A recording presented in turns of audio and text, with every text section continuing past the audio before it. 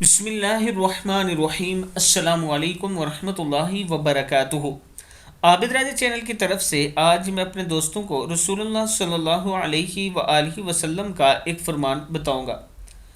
کسی شخص کے لیے پاکیزہ ترین چیز کیا ہے؟ ام المومنین سیدہ عائشہ صدیقہ رضی اللہ تعالیٰ عنہ فرماتی ہیں کہ اللہ کے رسول صلی اللہ علیہ وآلہ وسلم نے ارشاد فرمایا، پاکیزہ ترین چیز جو مرد کھائے وہ اس کی اپنے ہاتھ کی کمائی ہے، اور آدمی کی اولاد بھی اس کی کمائی ہے۔ ابن ماجہ میں موجود ہے۔ یعنی پاکیزہ ترین چیز وہ ہے جو آدمی خود کام کرے، اپنے ہاتھ سے محنت کرے اور کمائے اور پھر کھائے، وہ پاکیزہ ترین کھانا ہے، اور آدمی کی اولاد بھی اس کی کمائی ہے۔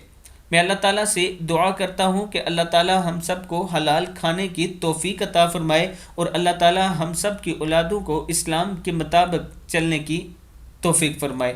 اس ویڈیو کو آپ دوستوں نے آگے ضرور شیئر کرنا ہے۔ السلام علیکم ورحمۃ اللہ وبرکاتہ۔